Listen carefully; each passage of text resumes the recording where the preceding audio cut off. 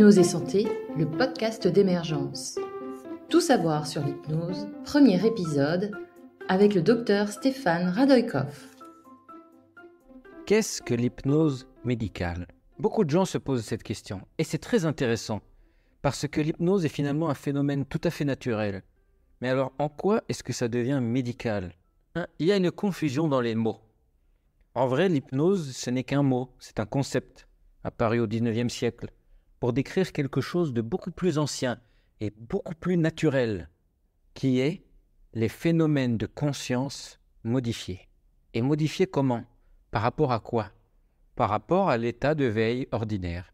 Lorsque vous êtes réveillé, de manière assez simple et ordinaire, vous êtes en interaction avec le reste du monde.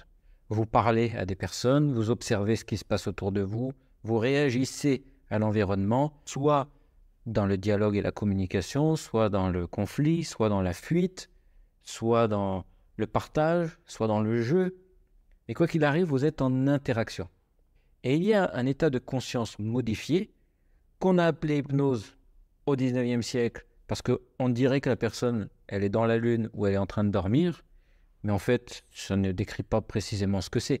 Hypnose, c'est le dieu grec du sommeil, donc ça n'a rien à voir avec du sommeil. Que d'autres personnes ont appelé ce phénomène la transe.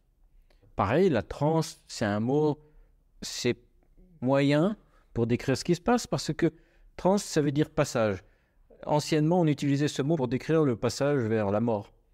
Non, la transe, ça n'a rien de la mort, c'est d'ailleurs un processus de la vie. Si je devais vous le décrire plus précisément, je dirais plutôt que l'hypnose, c'est un état de conscience un peu comme une spore.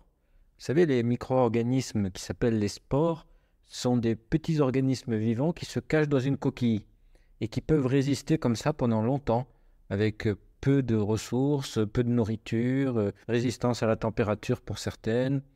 Et donc, cette spore, c'est comme une enveloppe de protection.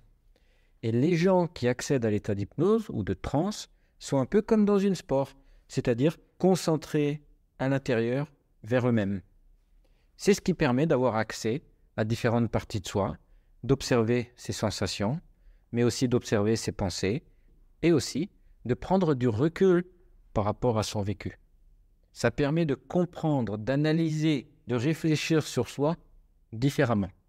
Donc l'hypnose en tant que telle ne soigne rien, puisque ce n'est qu'un processus de conscience. Alors qu'est-ce qui rend l'hypnose médicale ?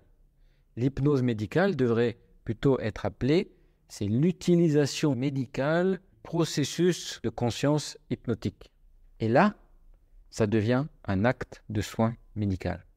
L'utilisation médicale de l'état de conscience hypnotique est un acte médical qui donc répond aux règles de la médecine, qui est de pratiquer cela dans le champ de ses compétences en tant que professionnel de santé. Il a été admis parmi les différentes professions de santé. Il serait aussi possible pour les kinésithérapeutes, les sages-femmes, les chirurgiens dentistes, les infirmiers, les aides-soignants sous responsabilité médicale, etc., de pouvoir utiliser cette technique particulière, communication et d'influence réciproque grâce à cet état d'hypnose. Qu'est-ce qui fait que cet état rend possible un soin ? On rentre dans le champ du soin par la parole. Comment la présence du soignant et ses mots peuvent faire du bien au patient. Ce n'est pas juste une parole réconfortante de soutien. C'est vraiment une influence réciproque où le soignant donne un peu de soi, le patient donne aussi un peu de soi, dans une collaboration pour faire changer le vécu subjectif. Alors, pour définir l'état de conscience hypnotique, on peut rassembler 3 éléments qui ont été rassemblés par l'Association américaine de psychologie en 2014. C'est la dernière définition à jour au niveau international. C'est l'association de 3 choses. Premièrement, une focalisation de l'attention vers l'intérieur. Deuxièmement, une moindre attention et sensibilité vers l'extérieur. Et troisièmement, une capacité plus grande réponse aux suggestions. Voilà la définition de l'état de conscience hypnotique. Maintenant, qu'est-ce qui rend le fait d'utiliser ça en médecine thérapeutique ? C'est en fait le choix des mots qu'on va employer. Une fois que la personne est dans cet état hypnotique, concentré à l'intérieur, le but du soignant va être d'apporter quelque chose de bénéfique pour la personne. Bénéfique, c'est quoi? Par exemple, lui parler de ressources, de choses que la personne aime bien faire. Parler d'un futur meilleur, plus serein. Lui parler aussi d'un meilleur équilibre dans sa vie. Des choix, des décisions de vie plus utiles à long terme. Une prise de recul par rapport à l'impulsivité qu'on peut retrouver dans certains troubles émotionnels, dans certains troubles de la personnalité, dans certains troubles alimentaires.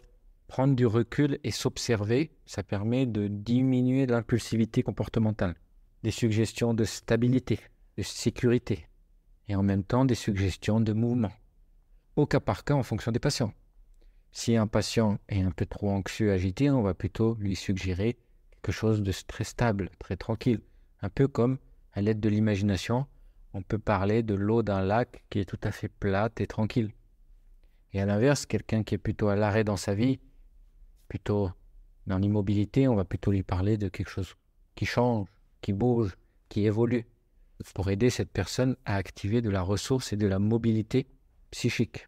À partir de là, on va pouvoir employer cette technique d'hypnose médicale, qui est en fait l'utilisation médicale de l'état de conscience hypnotique, pour pouvoir, en fonction du soin, soit aider la personne à imaginer qu'elle est ailleurs, moins souffrir du soin qu'elle va subir, ou alors se servir des mots du soignant pour retrouver plus de force, de courage, d'envie, de sécurité, de sérénité, etc., etc.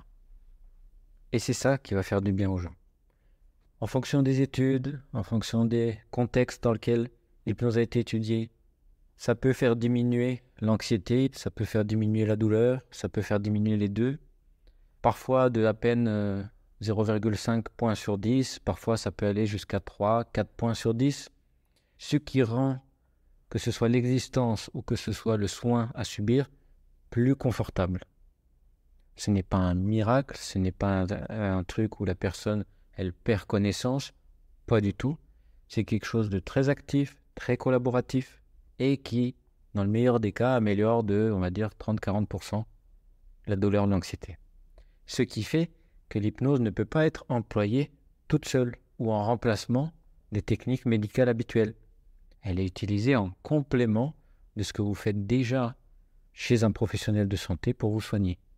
Par exemple, faire des examens complémentaires pour mieux comprendre le diagnostic, par exemple, prendre des médicaments ou subir une chirurgie, ou par exemple, intégrer un nouveau protocole de recherche, ou par exemple, avoir des pansements. Tout cela est complété, accompagné par l'hypnose médicale ou hypnose thérapeutique, c'est la même chose. Attention cependant, l'hypnose n'est thérapeutique ou médicale que si elle est pratiquée par des professionnels de santé, tels que reconnus par le ministère de la Santé français. Sinon, c'est une dérive de l'ordre de l'exercice illégal de la médecine. Heureusement, l'ordre des médecins est vigilant face à ces pratiques et, depuis juin 2023, a publié un rapport assez important sur le travail qu'il reste à faire pour mieux réguler ces pratiques et mieux protéger aussi la santé publique des Français. Voilà, à bientôt pour le prochain épisode. Le podcast Hypnose et Santé est une création Émergence. Pour toute question, nous serons heureux de vous accueillir sur hypnoseaupluriel.com.